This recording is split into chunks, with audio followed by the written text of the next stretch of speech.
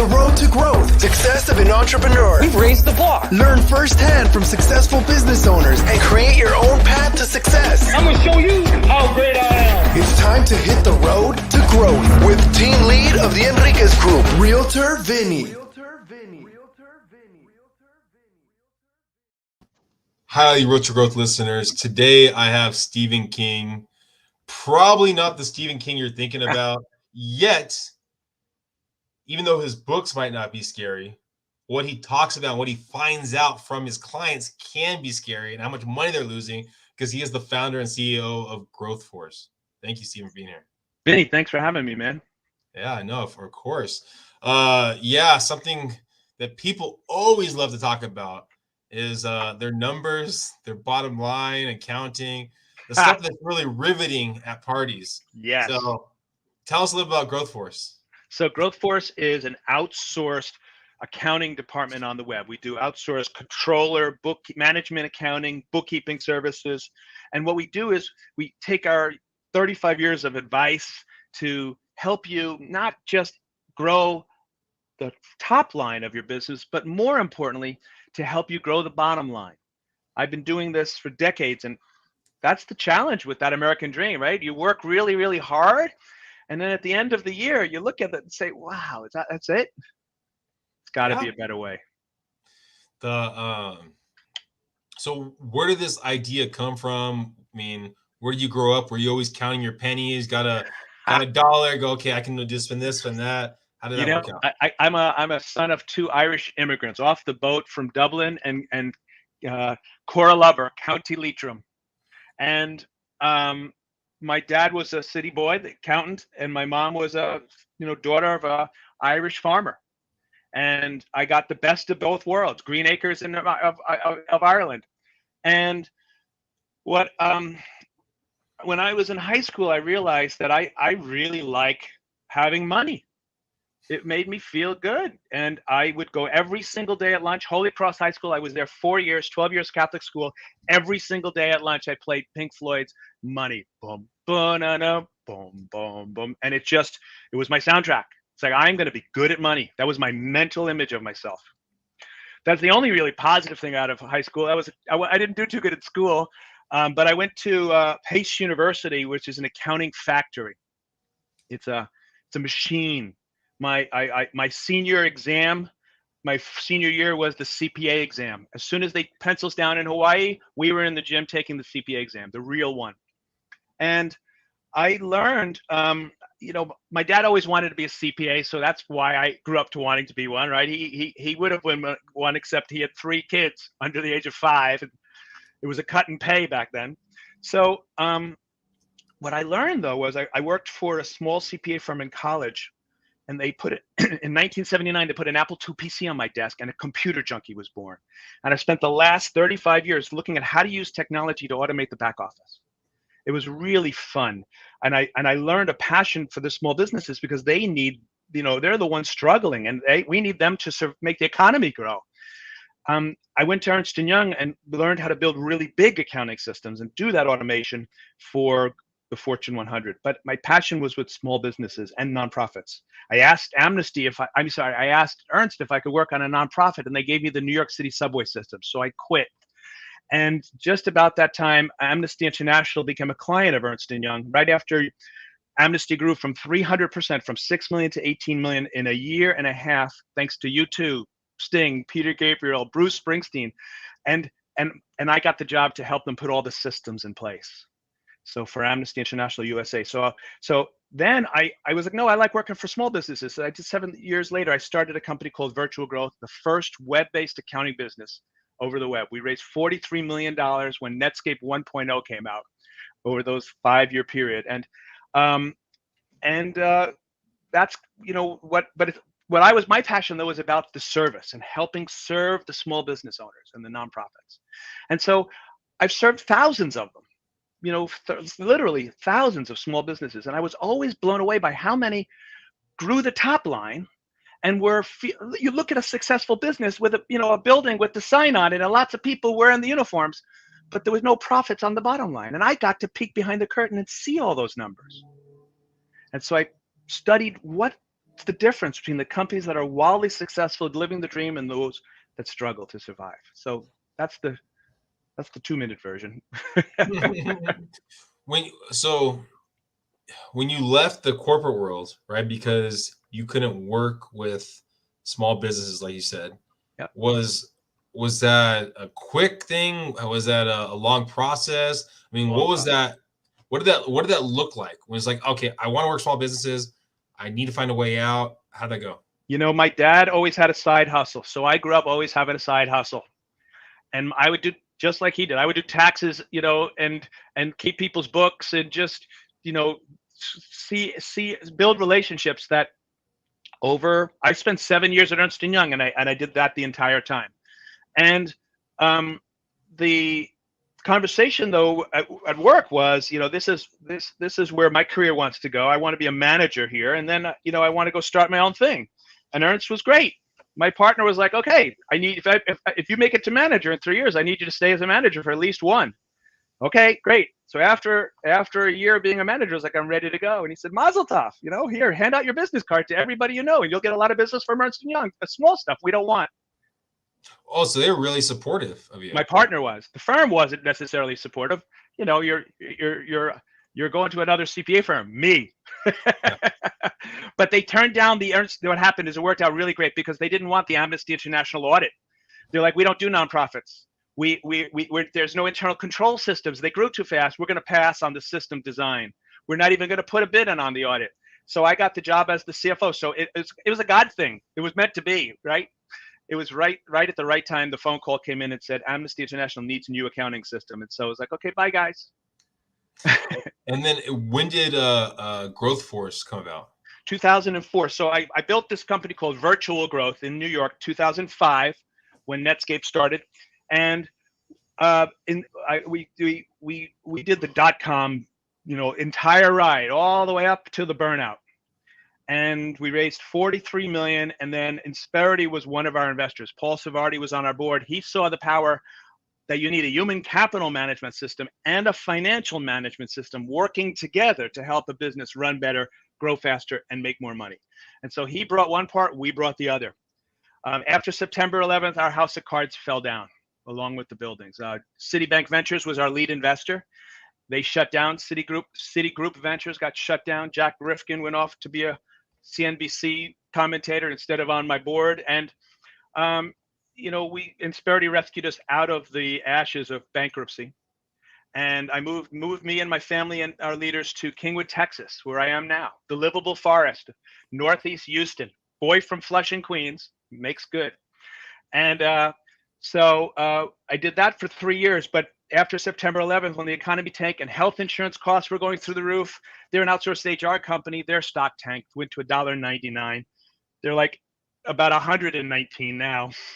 And so I got to buy it back and start it all over with no board, no investors, no corporate overlords, and create GrowthForce in 2005. And I've been doing it ever since. All right. So you moved to Texas. What brought you to Texas? Insperity bought Virtual Growth, and Insperity's headquarters is here in Kingwood, Texas. It was Administaff Financial Management Services back then. They bought my company. And they moved us. They moved us to Texas. Okay, they moved to Texas, and then you said Insperity, their stock dropped to $1. Well, back after September 11th, Wall Street hammered the PEO industry, and so you know they couldn't diversify into outsourced accounting. They had to stick to their knitting, their outsourced HR business, and it was a right decision because they've had a 100-fold increase in their stock appreciation since then. They're doing great, but it gave me an opportunity, because of the market conditions, to buy the company back and start it up as GrowthForce. Now, when you're talking about buying it back, did you have those funds already? You know, this is a publicly traded company, so I can't tell you anything else except what's on the SEC disclosure forms, and that's all that's there. I got you. Okay, so you buy back the company, and you. I buy back the intellectual property. I actually didn't buy the company. I bought back the knowledge. I bought back the systems. I bought back the methodology that was in my brain. I got you. Okay, so you bought back your original knowledge base that you've kind of already built. Now you can use it, and then from that you can build GrowthForce out of it. Exactly. And we became a strategic alliance partner with Insperity because Paul Savardi was right. He recognized you need a financial management system and a human capital management system working together. So they've been great partners for us for the last 15 years to help fuel our growth. Now, from using your systems before to building your systems now, right? Now you don't have other people kind of, I guess, breathing over your shoulders compared to how it was before. What are some of the differences? What are some of the things that you learned from doing it now compared to then? You know, it's very interesting. You know, this has been this past 2 years has been the year of resignation, right? You know, it's been the most difficult 18 months I've ever had in 35 years, because we all had a chance to kind of step back from the day-to-day, the rat race of going to work and same office, and you know, 2-week vacation once or twice a year isn't enough for you to really reevaluate life, right? So, but we had a year to step back and say, is this what I want to do? And I think the silver lining of this pandemic is that we have had all a chance to choose where we want to work. And, you know, unfortunately, we were a business that was entirely focused on a culture in our office. Even though my last company was called Virtual Growth, we loved having the teams together. You know, this team of 6 people is an accounting department for 20 companies, and the team goes to Astros events, and nobody quits. They love their team and their team leaders and all that stuff. We had 6.2% unplanned turnover before COVID. We lost a third, 25% to a third in the last year, because people are like, I don't want to go back to an office. And so it took us a while to pivot, but you know, and now we're hybrid, so 3 days a week in, everybody's together, so we get the best of the teamwork and we get the best of the camaraderie, and you get the quality of life to be able to, you know, work from your home. But I think the biggest difference is every person really counts in a small business, right? When you lose a manager, that's a significant part of your DNA, your intellectual property walks out the door. And so, you know, when you're in a bigger company, it's like, okay, next, give me that one. And so I think that's the biggest difference. Nobody's ever asked that question, Vinny, so that's a good one. But I think the what's interesting is what the lessons that we're learning right now is, what is our unique passion? Right? GrowthForce exists to help transform lives. We had a fireside chat on this yesterday. Not just the lives of our clients. You know, we do a lot of work with helping business owners make more money, helping nonprofits raise more money. That changes their life. That's their quality of life, and their employees' quality of life grows when your business suddenly has 15% profits instead of struggling. But what we have found is, what I've focused on is how we extend that to our employees, because turnover is our single most important measure of success in a service business.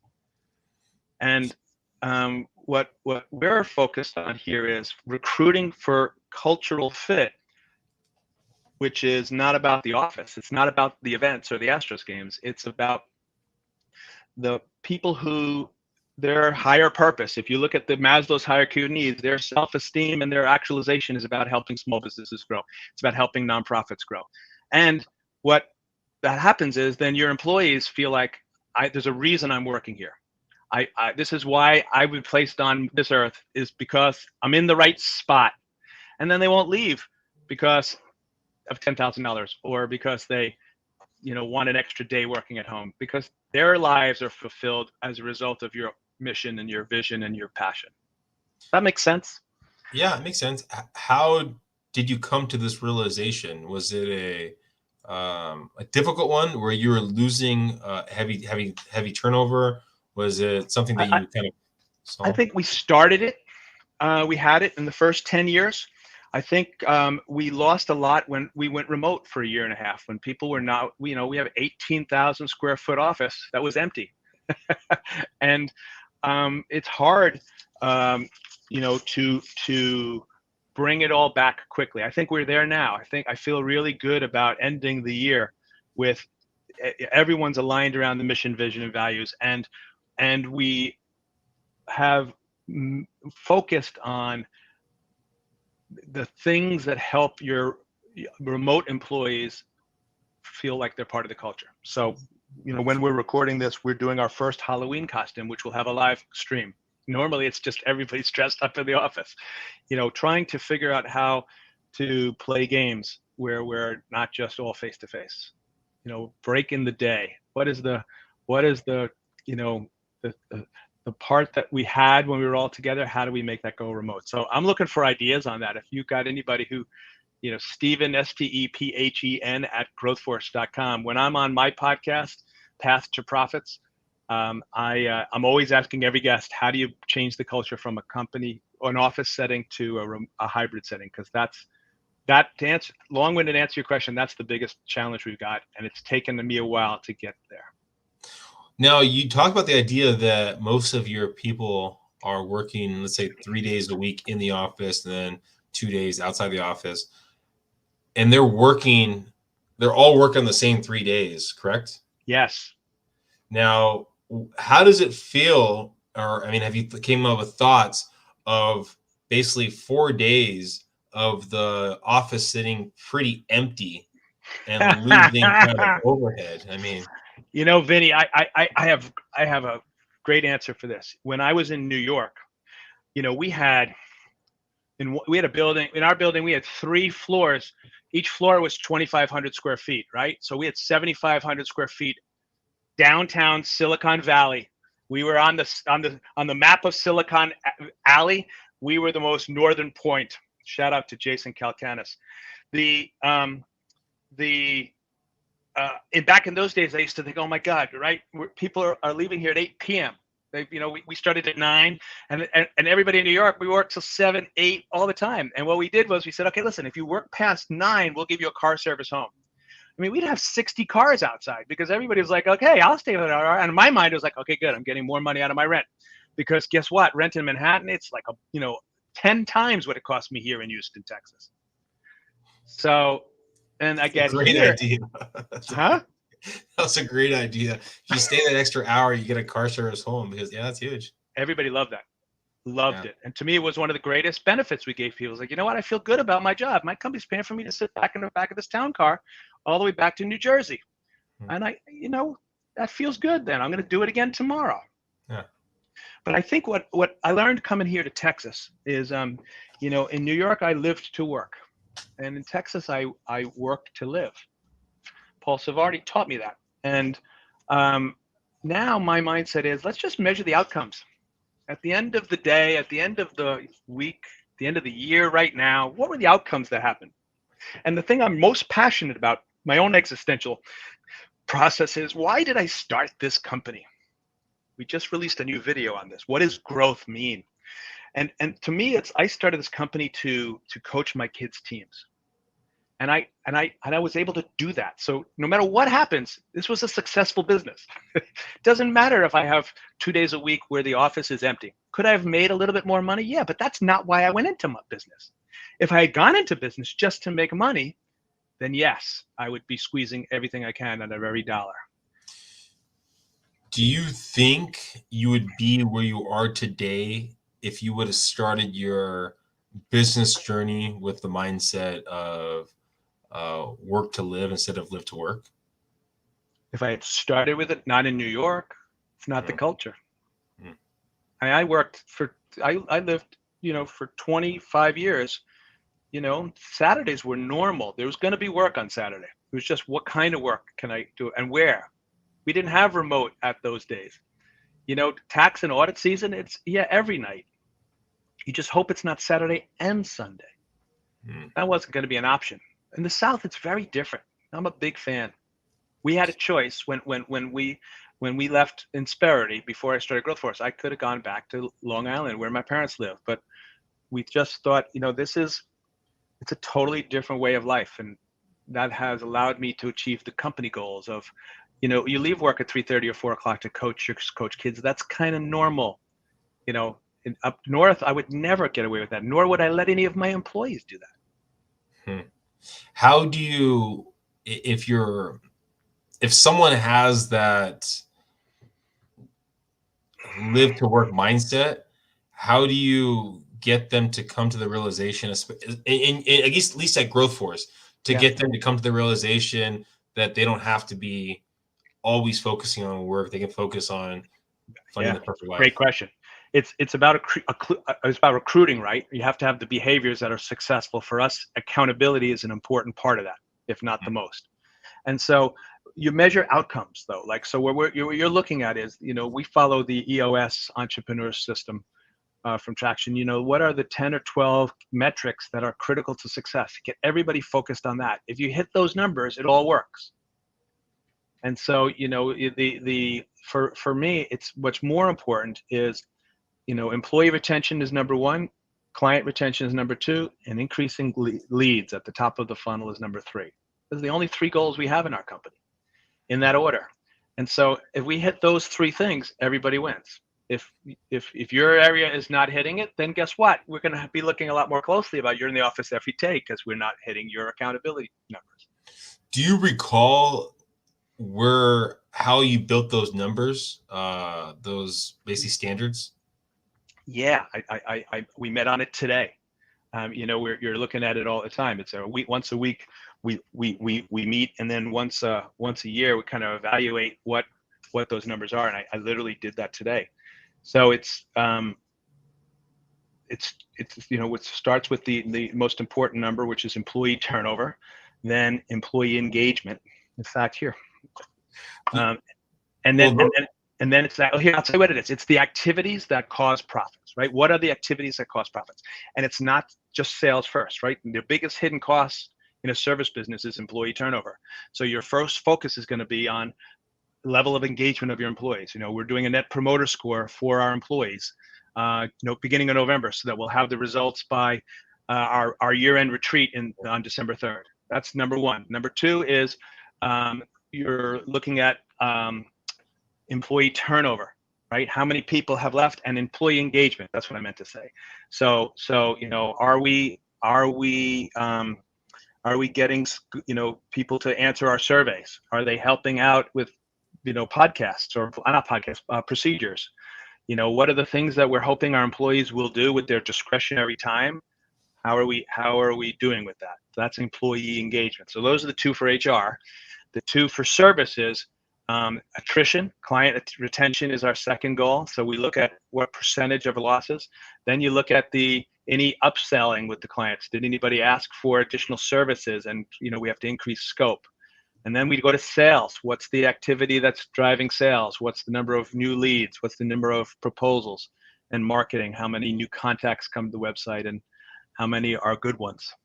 And then our whole onboarding process. We have a great centralized onboarding. It's our magic show.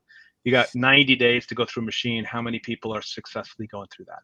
Now those numbers, those minimums, those gauges, were those numbers that over time you saw, hey, this is where we're hitting, these seem like good numbers, or were they set numbers that from networking, from events, or you knew that, hey, we should probably be hitting these numbers as we're growing our company? Where did those numbers come from? I believe in raging incrementalism. Okay. What does that mean? It means that every month it gets a little bit smarter. Like if you're making it, you start with what are the decisions you're trying to make. I've looked at thousands of businesses and figured out the ones that are the most profitable and identified the core decisions that you got to make. You work backwards from those decisions to look at what are the drivers of those decisions, right? And then you look at what data do you need to track. So it's kind of built over time and experience. What do you feel has been one of your biggest hurdles in building your brand? Well, competition is, every CPA now says they do what we do because the technology makes it easy for them to use bill.com and pay bills. But the big differentiator for us, we do two things really well. We do service businesses and nonprofits. Why did I choose those two over time? Because payroll is the biggest expense. And if you can track and allocate your labor costs based on the activities that each person performs, it's magic. Now I can show you profitability by person, profitability by customer, profitability by job, by what industry is more profitable. And now you can make data-driven decisions. getting that message out is the challenge, right? Because most CPAs are like, yeah, I'm going to do your bookkeeping and your taxes, and there's no real advice. They're not experts in growth. They're not really, they haven't bought and sold businesses or grown businesses, or the CPA industry has been focused on compliance. I know, I've been very active in the Texas and Houston CPA societies. It's all about tax and audit is where we grew up. And just adding new technology to that doesn't mean that they're real advisors. So that's kind of what our role is, to help you grow the bottom line, not just the top. How do you push your message out there? I mean, I know you're doing the podcast. You have your podcast. I mean, Yeah. what other avenues are you pushing the message out there? Oh, we've got a lot of great content. So we have, we have four.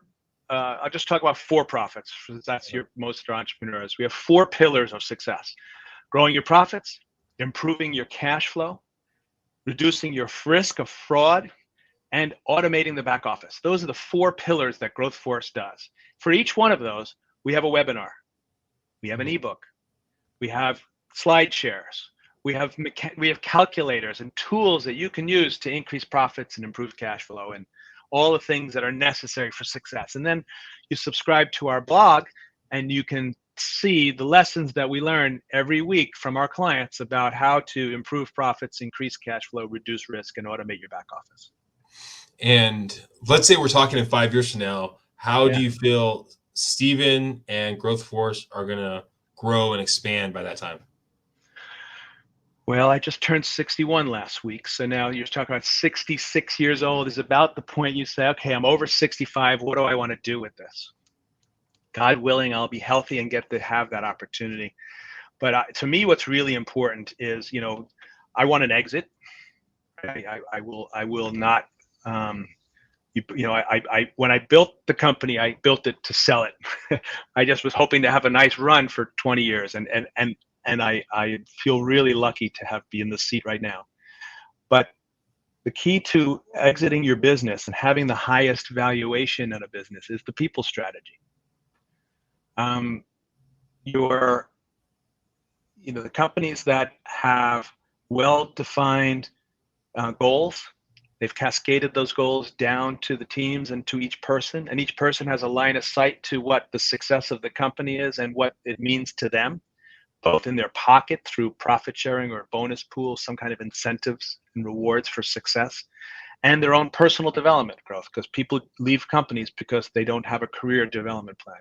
It's our need for learning and self-esteem and self-actualization. So I hope that we will have, my mind's eye has a clear vision of what that human capital strategy looks like, and I hope that that will be a strength of ours, which will help us have not only a higher valuation, but it means that our people had a really good experience for the next 5 years, right? Because we were really good at people management. And the reason why acquisitions don't work is because the 2 cultures of the companies don't align.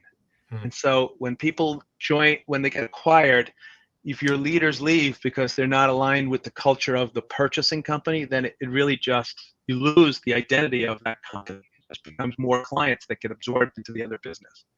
And I'm committed to that. I'm feeling like that. I know the leaders that we have today and we're building for tomorrow, by investing in their development, we'll sell this to a place that will value that skill set. So does that make sense? Did I answer your questions? Yeah. No, you're asking questions nobody's ever asked me in my life, dude. That's a good thing, right? It's great. Not what I expected at all. Now, if let's say you're talking to let's say you're talking to yourself, that young CPA that just got out of school. I mean, what piece of advice do you think you would give to that person? Well, I'm going to piss off my CPA friends, and I have a lot of them. I would tell you get your CMA instead of your CPA. Right? Okay. CPA was gold. The only reason I got to be the chief financial officer of Amnesty International, an $18 million organization, at age 29, is because I was a CPA. I could have been from Ernst & Young, but if I didn't have the CPA, the board of directors was like, he's going to be the CFO. He's got pimples. And that opened the door, and I got to stay in that door. So I think that's really valuable to have your CPA. But the industry, its focus is on tax and audit for so long. It's hard to find a lot of management accountants in the CPA firms. And management accounting, I have learned, is really where you are able to make data-driven decisions and add value as an accountant. Instead of just filing reports for somebody to put into a folder to say, okay, yep, I got the balance sheet. Now you're looking at things when you're trying to make decisions. And that's what management accounting is all about. So I would tell somebody younger that, that could pursue the IMA or the CPA, or I'm a member of the CGMA, the Certified Global Management Accountant, which is part of the CPA industry. The CPA, AICPA organization. So that's one avenue as well. But no matter how you get it, management accounting is much better. More value, more satisfaction with your life than financial accounting. Well, I'll finish it off with this. I think you gave so many great nuggets out there. If someone's listening right now and they go, you know what, I could use GrowthForce, what's the best way of them finding you guys, going to your podcast, your webinars? What's the best platform? Yeah, the best way to reach me is email Stephen, STEPHEN @growthforce.com. Our website is GrowthForce, is GROWTH force.com. I'm Stephen King CPA on LinkedIn and Twitter, SKing GForce. But the website's got a lot of resources from the lessons that we've learned to help you be able to get your own path to profits. And that's our podcast, Path to Profit. So you can Google that up too. Appreciate it. Well, thank you, Stephen, for being here. Thank you for all your great nuggets.